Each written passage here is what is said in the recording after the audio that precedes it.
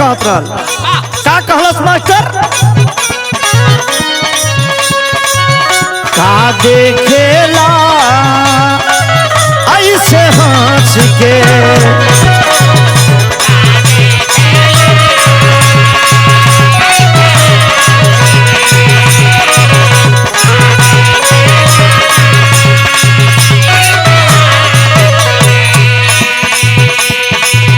जान ले बाका कोरा में कस के,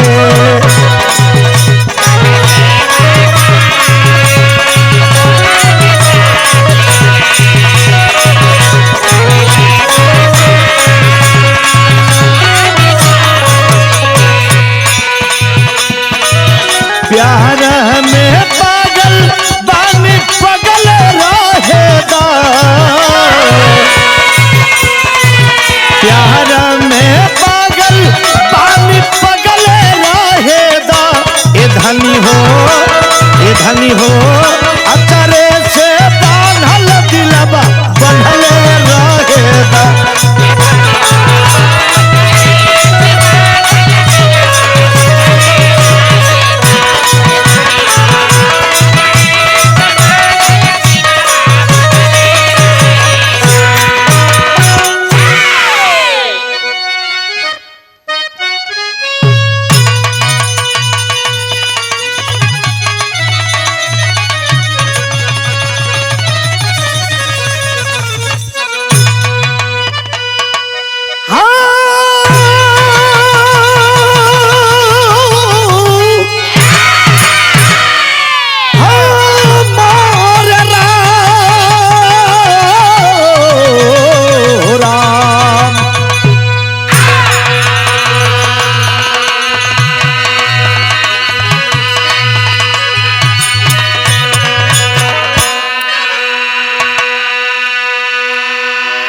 अच्छा साथियों, हम गायक कलाकार अशोक लाल यादव अपने साथियों के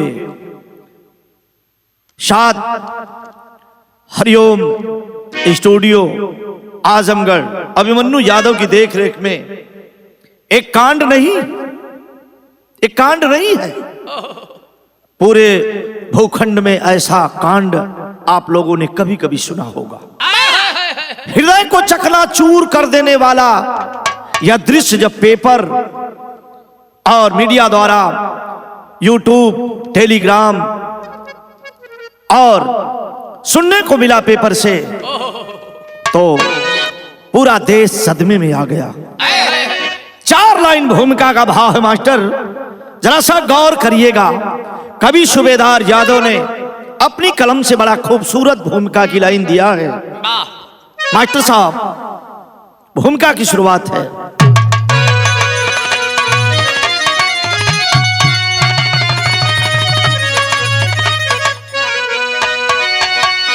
थूकते हैं सभी तेरे कुकर्म पर,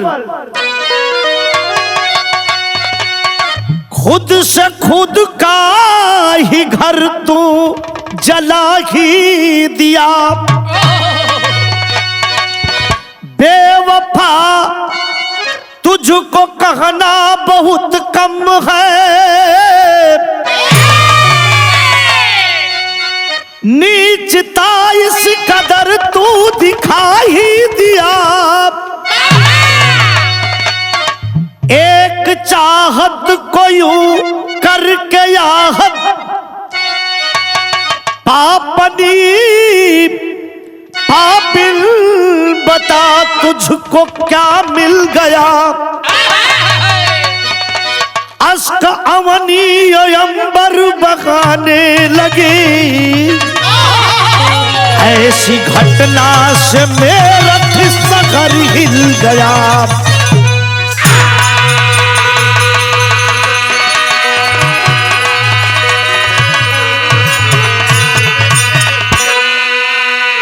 साथियों, इस धरती पर किसके ऊपर विश्वास किया जाए? बाप बेटे के ऊपर कर सकता है, माँ पति के ऊपर विश्वास कर सकती है, पति पत्नी के ऊपर विश्वास कर सकता है, लेकिन आज सारे लोग आहत में हैं, किसके ऊपर विश्वास किया जाए। एक लाइन गजल है जो मेरठ ही नहीं पूरे भारत को झकझोर के रख दिया। एक लाइन गजल कवि सूबेदार यादव ने दिया है, बड़ी पुरानी गजल है मास्टर, जौने गजल के हमारे उल्लू उस्ताद गाँव कब्बो कब्बो देखा उनका झलक है, तनिषा गौर करिहा सुनने वाले भाई लोग। कैसे है मास्टर?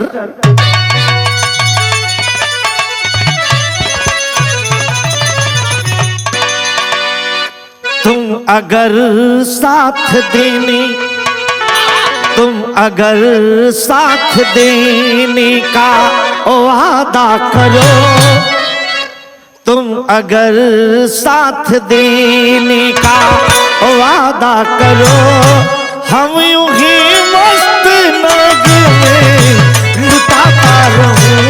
तुम अगर साथ देने का वादा करो,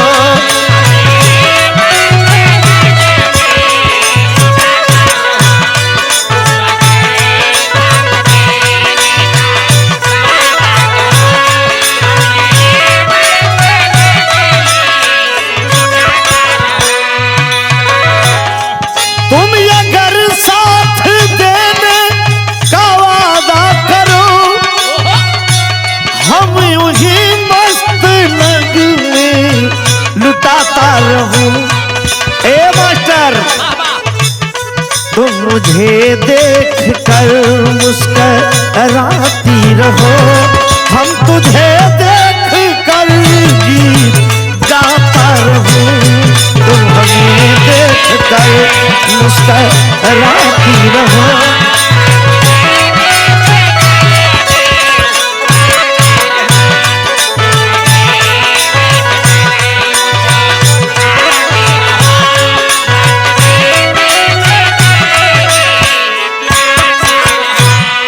लेकिन मेरठ की वह मुस्कान के ऊपर कवि जी ने प्रकाश डाला है। और एक लाइन उस बेवफा मुस्कान के लिए कवि की कलम संकेत करती है। क्या मास्टर? बेरहम बेवफा वे,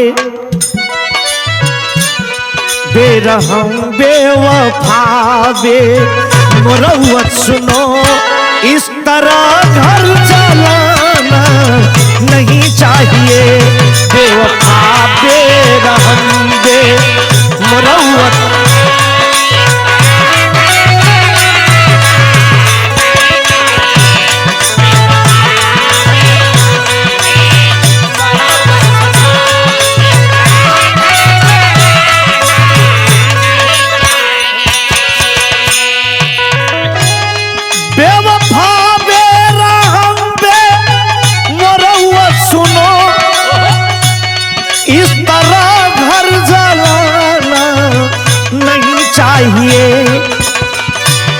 नीर से नूर नजरों, बारे कवि की कलम क्या संकेत कर रही है? नीर से नूर नजरों के भीगे दृगल, सच सितम को ढहाना नहीं चाहिए। भीगे दृगल, सच सितम को ढहाना नहीं चाहिए।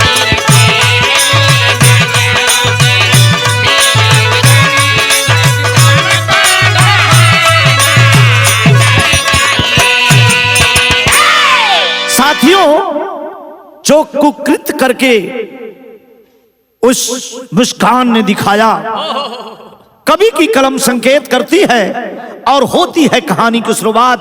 कैसे मास्टर?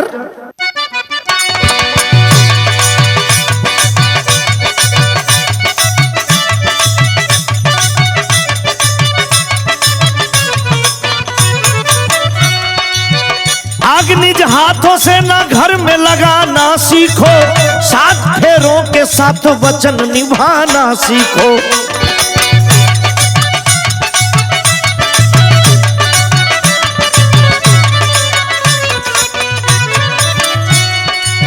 कलंकी कलंकी नारी ने पति धर्म को मसल डाला, कलंकी नारी ने पति धर्म को मसल डाला, छड़ी अरमान में सम्मान को कुचल डाला।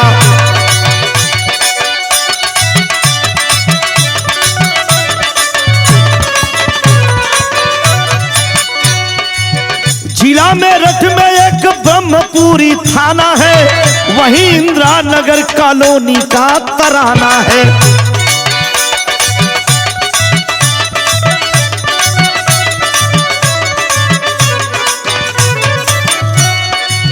मुन्ना लाल का सुख सौरभ सुकुमार रहा, कर रहा बीटेक वह परिवार में होनहार रहा।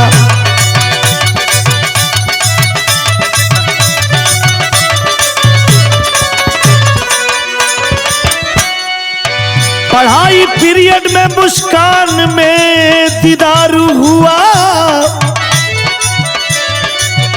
पढ़ाई पीरियड में मुस्कान से दीदार हुआ, दीवाना बन गया जब से नयन है चार हुआ। जियो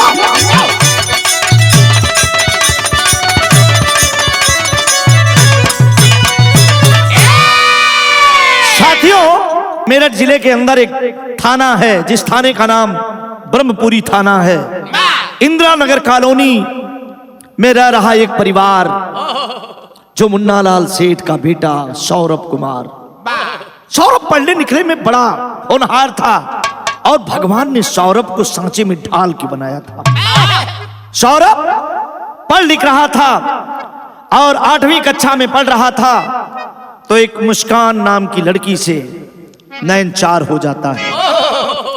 धीरे धीरे सौरभ अगर टिफिन में खाना लेकर जा रहा है तो मुस्कान खा लिया करती है।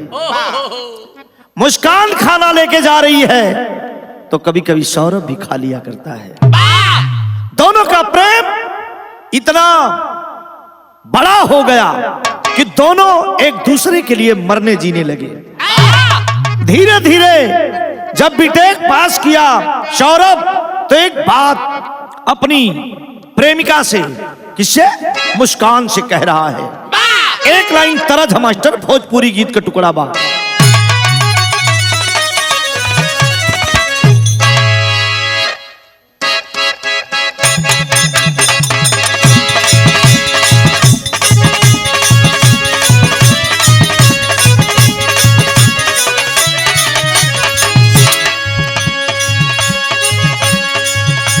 जितेंद्र बाबू कोनो लड़की कोनो लड़का से कहला, कोनो मेहरारू कोनो मर्द से कहला,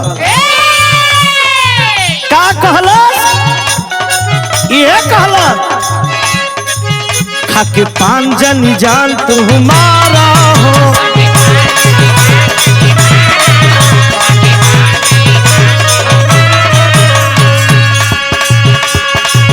अभी से अपन रहन सुधारा हो, अभी से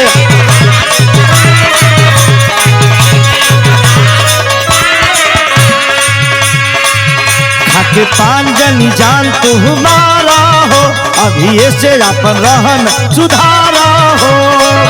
तोहरा न लागे तनिको लाज रजऊ, छने छने बदले तोहरो मिजाज राजऊ, धोखेबाज राजऊ, उड़नबाज राजऊ, छने छने बदले।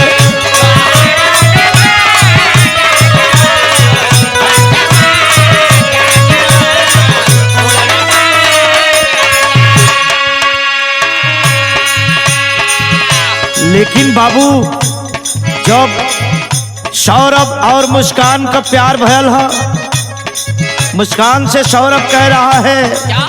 मेरी जान मेरी प्यारी, बिना तेरे देखे मुझे नींद नहीं आती है। क्या कह रहा है सौरभ, गोरी गजबे तोहार स्टाइल हो, गोरी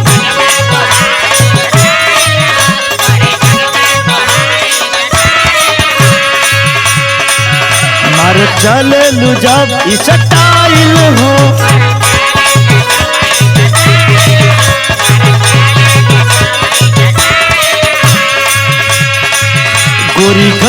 तुहार इस्माइल हो, मार चले लू जब स्टाइल हो।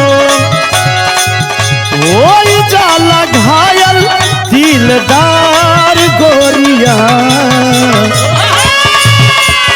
सब कहे सौरभ छाने छाने आवे सपना तोहार गोरिया, तोहर से प्यार गोरिया बार बार गोरिया, छाने छाने आवे सपना तोहार गोरिया बार बार गोरिया, तोहर से प्यार गोरिया छाने छाने आवे।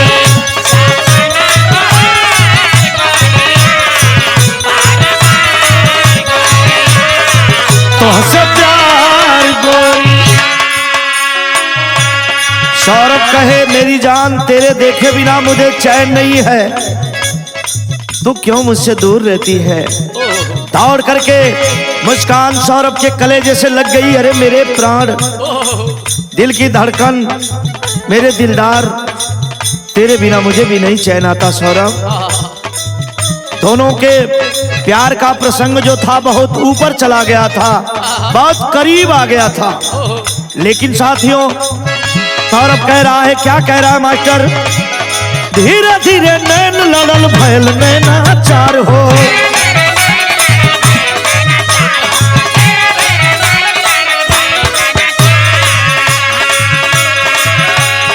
इश्क का गाड़ी भर के चल रफ्तार हो।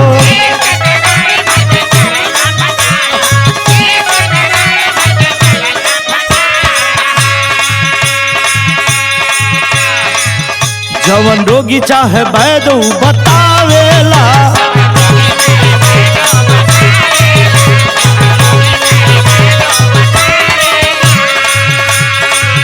बात दुनो हुनका दुनो हुनके भावेला।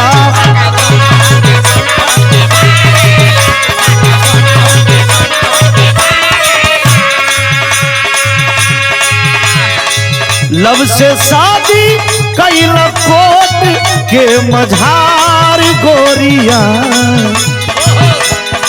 छाने छाने आवे छाने छाने आवे सपना तोहार गोरिया बार बार गोरिया, तोहसे प्यार गोरिया छाने छाने आवे।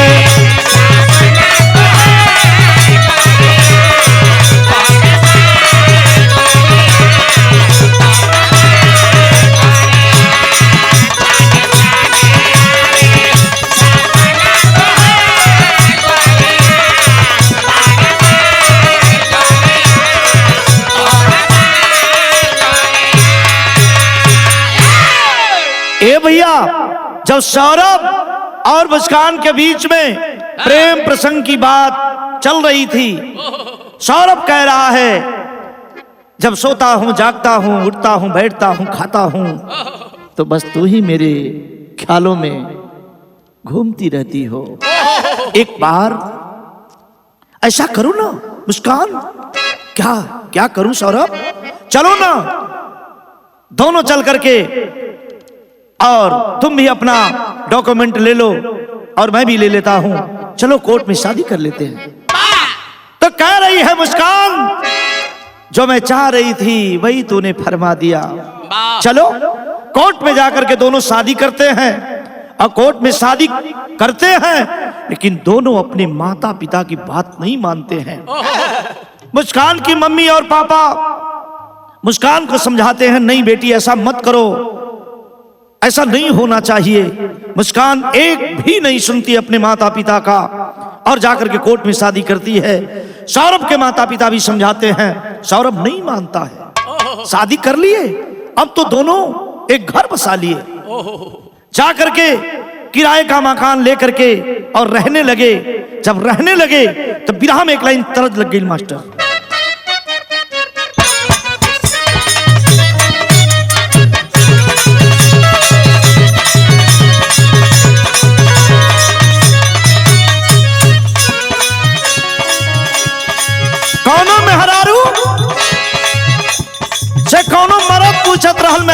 बतावत रहे,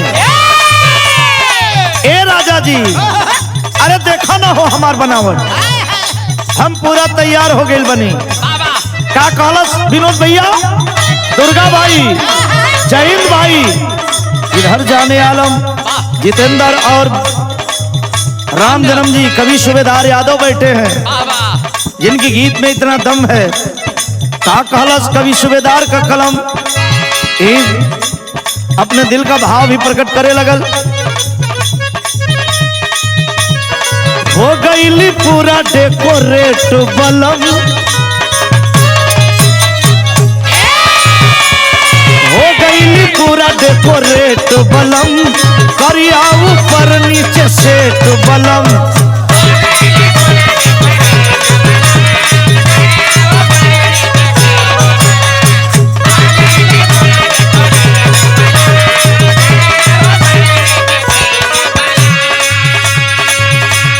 बेरी बेरी उड़ाया चरवा, बेरी बेरी उड़ाया चरवा, आई पीन लगा दी अड़ जाई। तब मर्द कहे सरिया पर डालब नजरिया, तो सरिया फिर से पहने के पड़ जाई। सरिया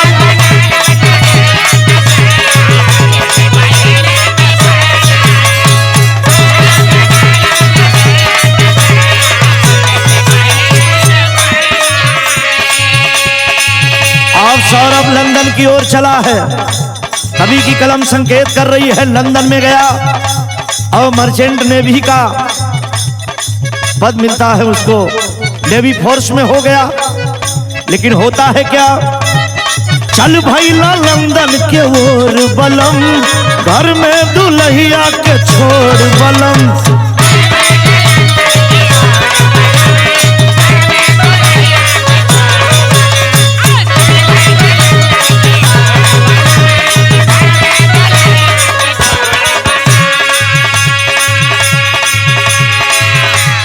नेभी में मिलल नौकरिया, दिल के सारा सपनवा सज गईल।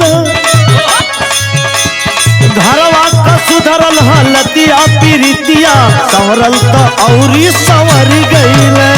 घरवा का सुधरल हलतिया पीरितिया, संवरल तो औरी संवर गईल।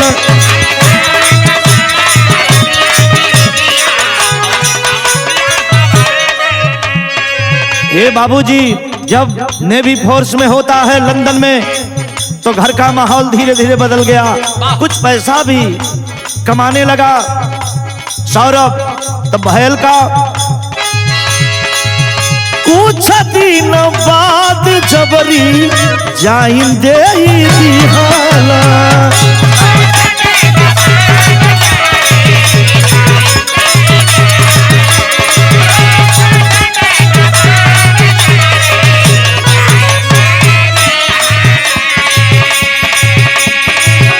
मुस्कान के कहने पर कि मेरे प्रीतम, मेरे प्राण प्यारे, आपके बिना मुझे अच्छा नहीं लगता है।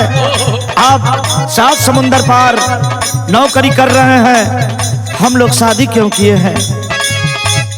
आप हमें छोड़ करके इतना दूर हैं, अच्छा नहीं लगता मेरे राजा। कह रही है क्या, कुछ दिन बाद फिररी जाइन दे दिहाला।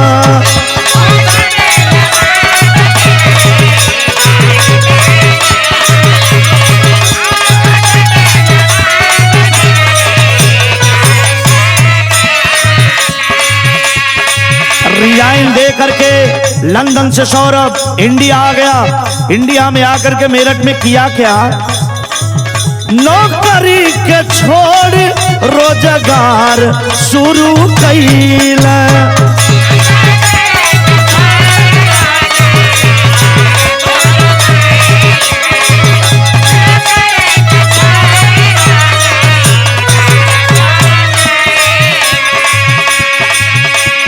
पूजल सपनवा अइला भवनवा, सगरोया फतिया कर गईले।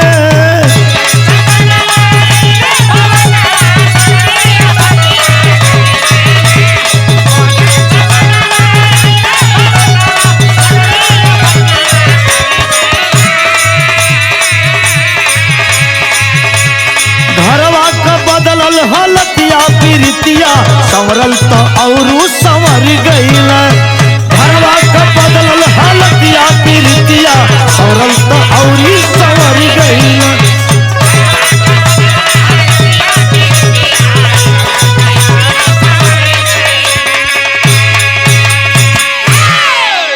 लंदन से आकर के और मेरठ में रोजगार करना शुरू कर दिया। कुछ दिन के बाद कोरोना काल चला, उसमें रोजगार भी थोड़ा सा डैमेज हुआ। डैमेज होने के बाद फिर लंदन में गया और सेल्समैनी करने लगा। सेल्समैनी करने लगा, अब प्रॉब्लम आ गया और जा करके सौरभ 2 साल लगातार उसी लंदन की धरती पर रह गया। लेकिन भयल का एक लाइन तरज मास्टर,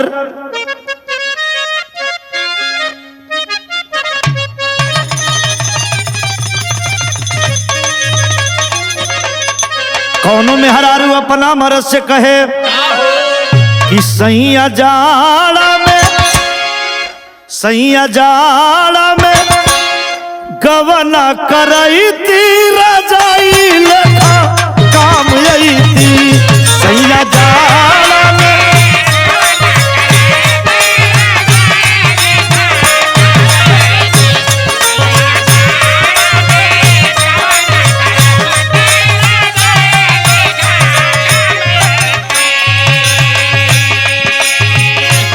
शादी के उपरांत 3 साल बीतने के बाद होता है क्या, 3 साल बाद बजली बधाई पुराई गईला दिल कयसिया।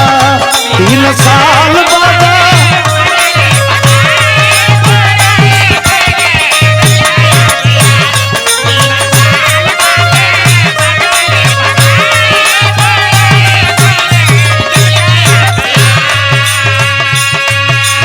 बधाई का मतलब आप लोग समझते होंगे, घर में बेटी जन्म लेती है, जिस बेटी का नाम बड़े प्रेम से सौरभ पीहू रख दिया। वाह, होता है क्या, 3 साल बाद भइल बेटी का जन्म।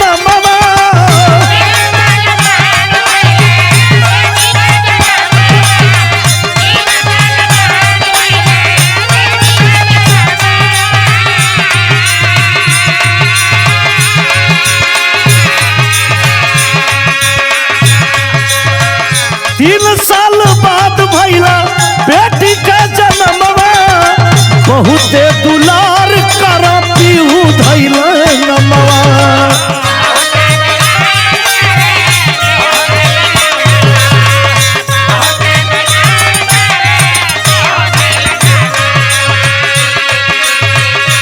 सेल्समैनी कर लंदन में जाई पुराई गईला दिल कयसिया। सेल्समैनी कर लंदन में जाई पुराई गईला।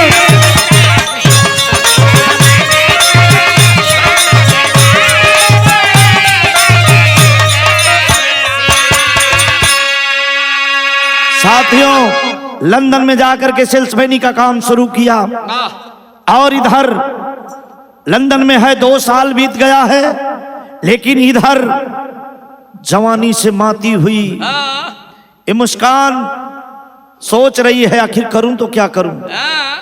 तो होता है क्या, एक लाइन तरज मास्टर, इधर सौरभ लंदन में है और मुस्कान मेरठ में है, जवानी के दहलीज पर है।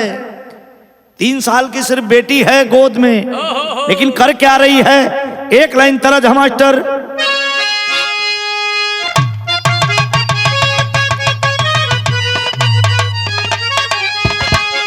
कि गवाना करो पिया घर बैठवना, अरे अपने कोई लड़ी में अरे लागल रे निर्मोही दगा दे के, अरे भागल रे निर्मोही दगा दे के।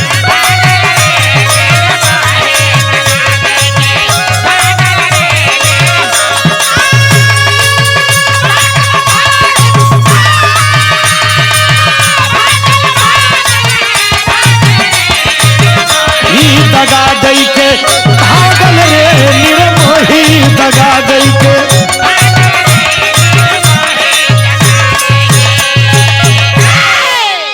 लेकिन बिरहा के कितना सुंदर भाव कवि लिखलन है।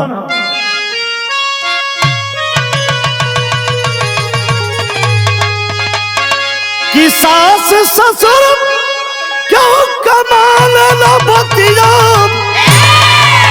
अरे घरवा में झगड़ा बढ़ल री, तो साहिल से नजरिया, तो साहिल से नजरिया बलाड़ल री, साहिल से नजरिया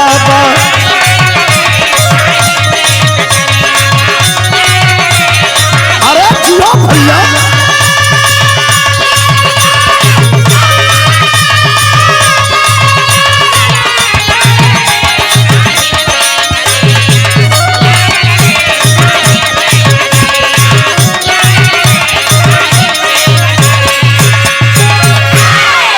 एक साहिल नाम का शुक्ला से ए मुस्कान का नैनचार हो जाता है। देखिए एक बच्ची को जन्म दी है, पति 7 समुंदर पार लंदन में है। लंदन में जाकर के पति बच्चों की परवरिश के लिए बेटी कैसे अच्छा पढ़ाई करे, मेरी दुल्हन कैसे अच्छे से अपने जीवन को यापन करे, इसके लिए सोच रहा है। इधर ए बेवफा मुस्कान, जिसको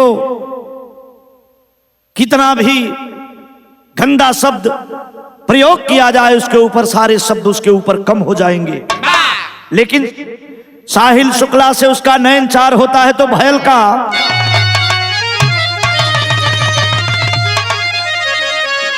अरे बिटिया के देहली पठाया नहीं हर में, आयल गए लगली जाके शहर में।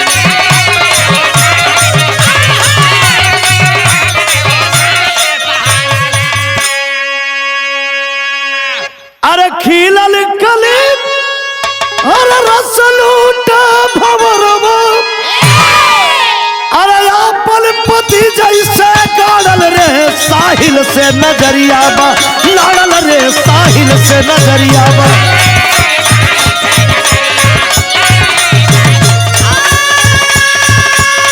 अरे जियो बहादुर।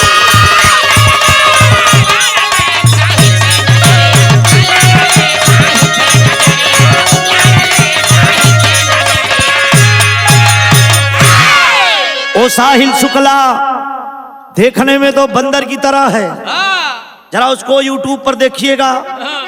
हमारे बिरहा में भी एक कट उसका फोटो डाला जाएगा, गौर करिएगा, आप देखिएगा। जूड़ाधारी है, जैसे लगता है कि जुआरी है, गजेड़ी है, नशा करने वाला है। इतना बड़े बड़े बाल हैं, जूड़ा लगाया है, देखने लायक शकल नहीं है, बंदर की तरह है। लेकिन मुस्कान का दिल आ जाता है। किराए के कमरे पर जो सौरभ अपने पत्नी को रखा था, उस घर में आकर के साहिल कभी कभी रात बिताया करता था। मकान मालिक को पता चलता है, चलने के बाद फोन करता है सौरभ को कि तुम्हारी पत्नी का इस समय आचरण अच्छा नहीं चल रहा है, वो किसी गैर मर्द को बुला करके घर में और गंदा कर्म कर रही है। अगर रहना है तो अच्छे से रहो, नहीं तो हमारा क्वार्टर, हमारा कमरा, हमारा रूम खाली कर दो।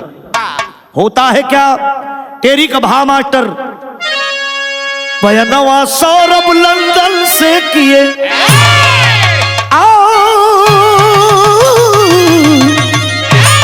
अरे बयानवा सौरभ लंदन से किए, आइल 4 मार्च सन 25 वाला दिनवा, बयानवा सौरभ लंदन से किए।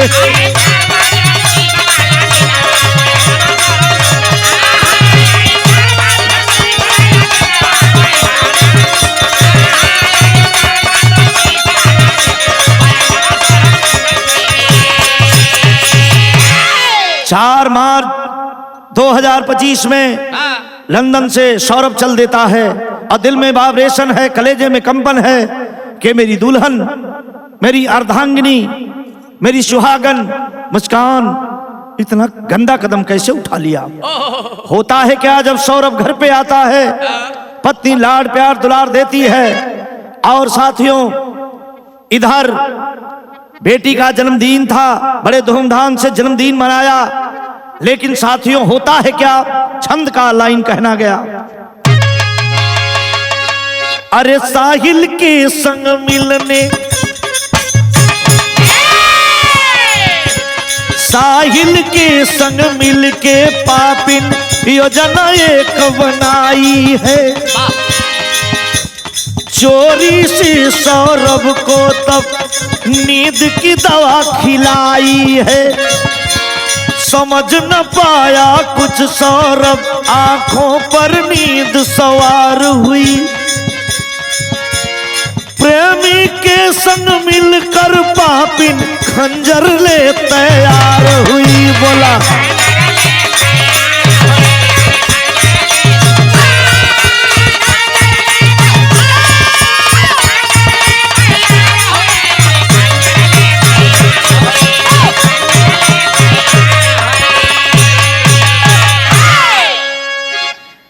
सौरभ लाता है बाजार से सब्जी और अपनी पत्नी को कहता है इसको गर्म कर दो, भोजन करेंगे। जाती है, बड़े उत्साह में है, बड़ी खुशी में है मुस्कान। जैसे सब्जी को गर्म करने लगी, करते करते उसी में जो साहिल नशा की गोली दिया था उसी सब्जी में डाल करके सौरभ को खिला देती है। सौरभ जब चारपाई पे पड़ा तो ऐसी निद्रा में हो गया, नशे में हो गया, तो करती है क्या, बाजार से जो बकरा काटने वाला छुरा चाकू होता है उसको ला करके घर में पहले से रखती है। लेकिन साथियों जब सौरभ अर्ध निद्रा में हुआ, नशे में हुआ, तो मुस्कान अपने प्रेमी साहिल को लेकर के घर के अंदर प्रवेश करती है। और जब प्रवेश करती है तो होता है क्या, एक लाइन तरह मास्टर,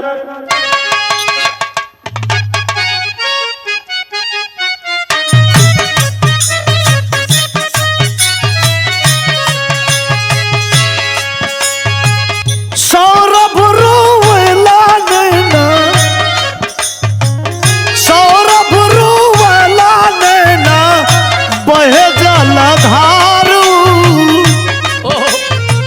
भैलू बेगाना काहे दुलगिन हमारू, भैलू बेगाना काहे।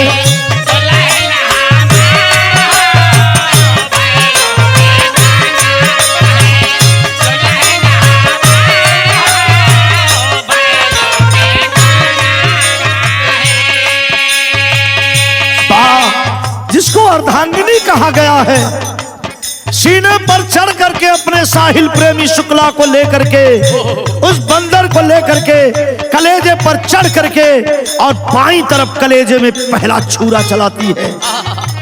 छुरा लगा है, आंख खुल गई सौरभ की, हाथ जोड़ लिया, मेरी प्राण प्यारी मैंने कौन गलती कर दिया रे, मुझे विश्वास नहीं था मुस्कान मेरे साथ ऐसा कुकर्म तू करेगी। रो रहा है सौरभ, एक बात कहता है जो कलेजे को चूर कर देने वाली बात। सौरभ अपने पत्नी मुस्कान से कह रहा है क्या, तोहरे खातिर छोड़ी दिहली पूरा परिवार, पूछी पीहू बेटी कहा पापा जी हमारू, पूछी पीहू बेटी कहा पापा जी हमारू।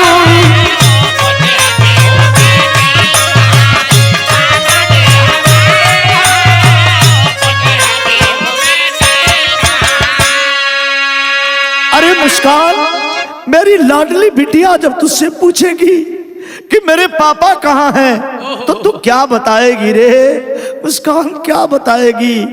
मेरी बेटी को अनाथ मत कर, मेरी बेटी को टूअर मत बना रे मुस्कान। अब मैं कर ही क्या सकता हूँ, अब मेरे सामने कोई रास्ता नहीं है। कलेजे में खंजर चुभा करके खड़ी है कि तुझको मिटाने के लिए मैंने तेरे खाने में नशा की गोली डाली। एक बात और सौरभ इसी लाइन में कह रहा है, क्या मास्टर,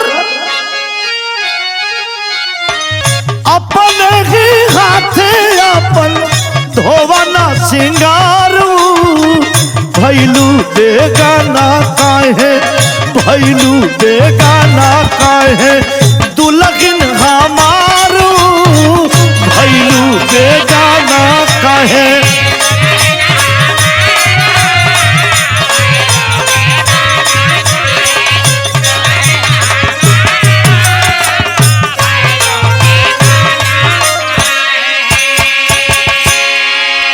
सीने पे खंजर चुभाई है और सौरभ हाथ जोड़ करके कह रहा अपनी मुस्कान से कि प्रिय मेरी मुस्कान तुम मुझे मिटाना चाह रही है, मेरे बिना तू एक पल नहीं रह सकती थी, क्या मुझे मिटा करके तू खुश रहेगी? रो रहा है सौरभ। एक बात कह रहा है मास्टर, भाव पपेट का है मास्टर।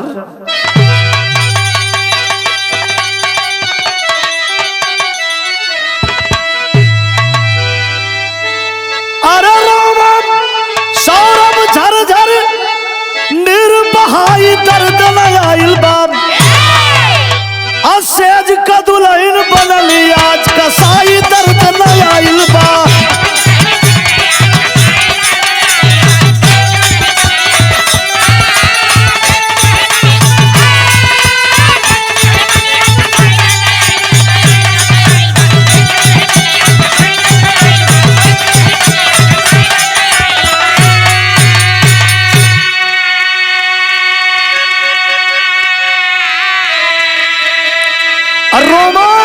सौरभ झरझर नीर बहाई दर्द न आइल बा असेज क दुल्हन बनली आज कसाई दर्द न आइल बा।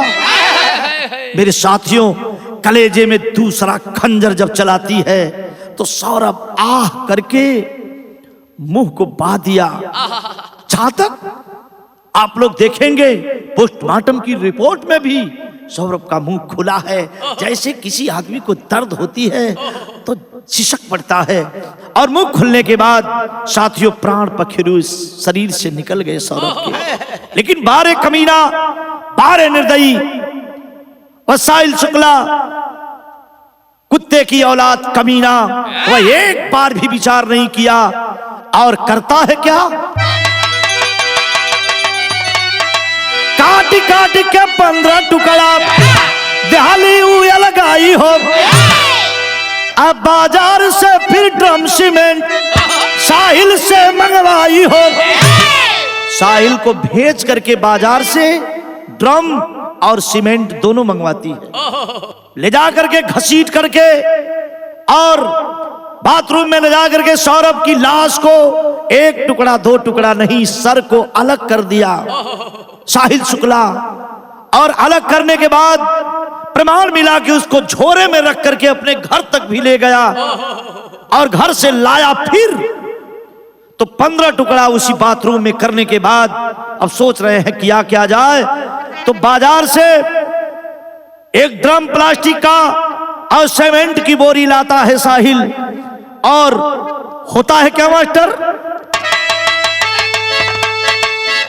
अरे ड्रम में भरी के दिहाली पैक कराई दर्द लगाइल हो। घूमे मनाली साहिल के संग जाई दर्द लगाइल हो।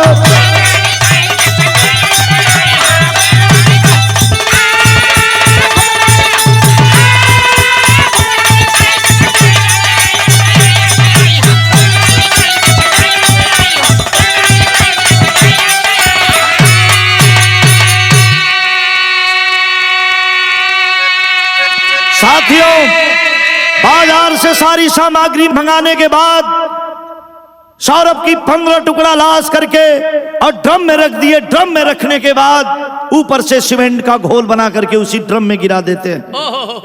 अब उसी में पैक हो गई उसकी लाशों का जो टुकड़ा टुकड़ा किया गया था बांस का लोथड़ा, उसी में रख करके और अपने साहिल प्रेमी के साथ मनाली हिमाचल घूमने के लिए चली जाती है। तो होता है क्या लाख भाव मास्टर,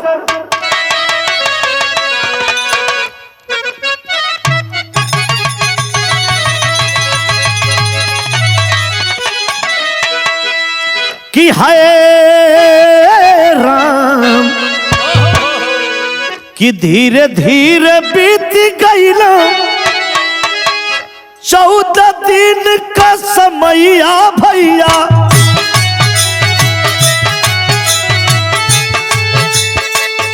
18 मार्च के बिहार में गईली आया। मिलला दमाद जी का एक खबरिया बाबू।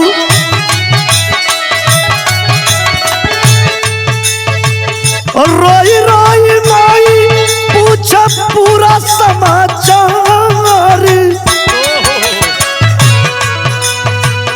कहे मुस्कान हम तो उनके मारी नवली माई।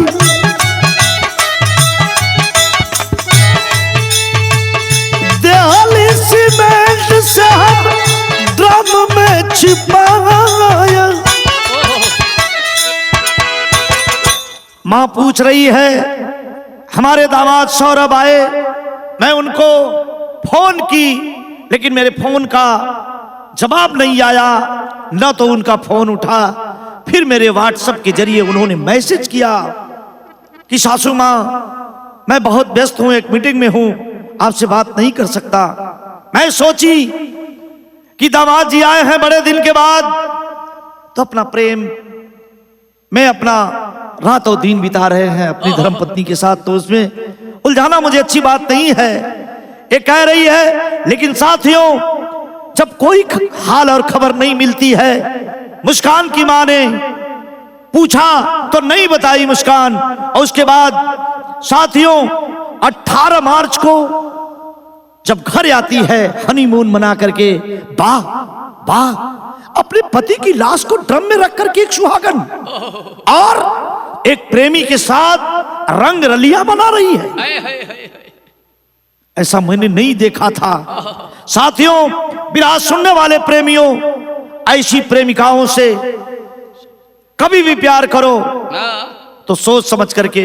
जो माँ बाप का किया कराया शादी होती है उस पे विश्वास होता है, लेकिन प्रेमिकाओं पर कभी मत विश्वास करो। जो जिस माँ बाप ने पाला और पोसा अपनी बेटियों को, जवान सयान कर दिया, अपनी माँ बाप की बात को नहीं मानती हैं, एक प्रेमी के साथ भग जाती है, उस पे कभी विश्वास मत करो, ना तो ऐसा लेकर करो आप। लेकिन होता है क्या अल्लाह का भाव। अरे सुन के खबरिया तब बिहारी गई कर जवा बाबू।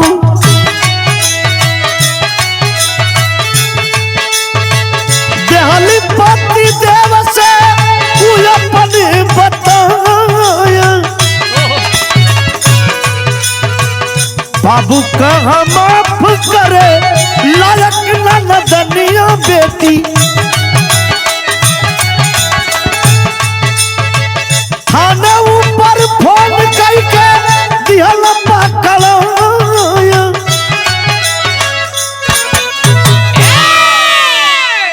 बेटी का बाप कह रहा है कि तेरी गलती, तेरी नादानी माफ करने योग्य नहीं है।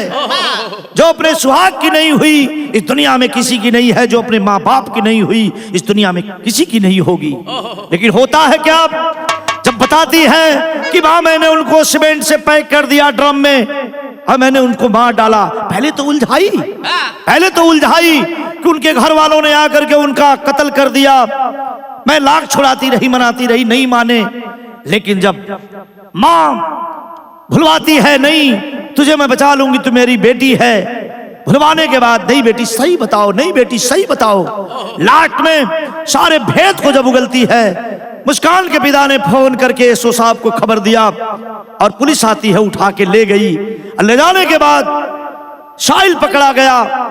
और साहिल, मैं बाबा जी से और लोगों से, भारत के राजनेताओं से कहना चाहता कि अभी तक मैंने कल तक देखा, आज कितना तारीख है, 26 तारीख, 25 तारीख तक उसके घर पे कोई पुलिस फोर्स नहीं थी। किसके घर पे?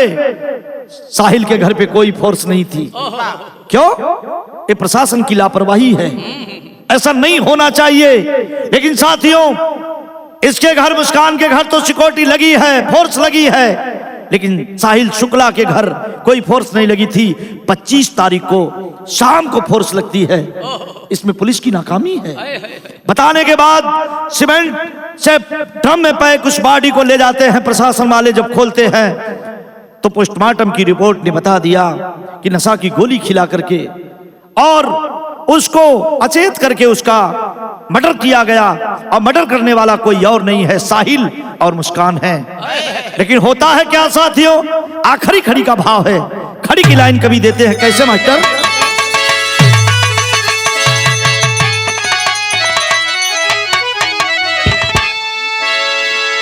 अरे पोस्टमार्टम बाद अरे जब आइल बालसिया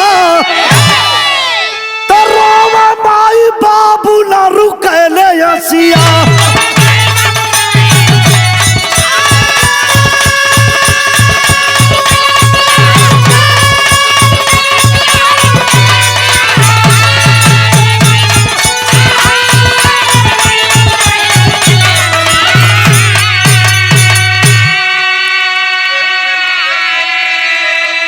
पोस्टमार्टम बाद जब आइल बा लसिया रोवे माई बाबू रोकले ना रुकले हसिया।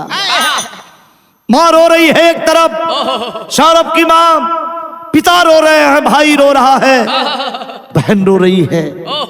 और साथियों होता है क्या,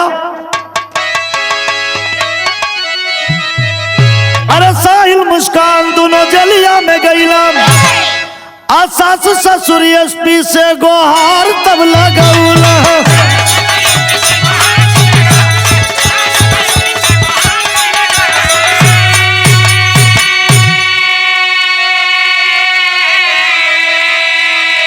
अरे बहुत जल्दी बेटी के अरे हमारे दे दा फसिया। तो रोवा माई बाबू रोकले ना रुकले हसिया।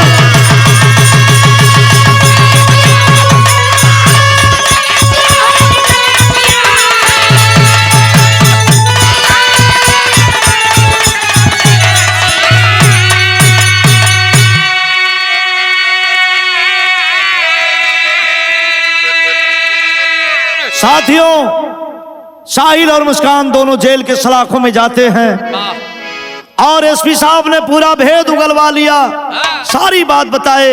मुस्कान कहती थी मैंने ड्रग्स और चरस गांजा अफीम के साथ दारू भी मैं पीती थी साहिल के साथ, और वह मजा सौरभ के आ जाने पे मुझे नहीं मिलता था, इसलिए मैंने सौरभ का मर्डर किया। आखिरी लाइन है कवि जी,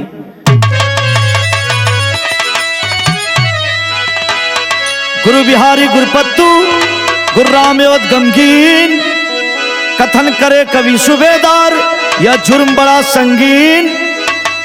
अरे पहलवा सौरभ लंदन से किए, अरे पहलवा सौरभ लंदन से किए, तगाते अशोक लाल कैसन बाजा मनवा, पहलवा सौरभ लंदन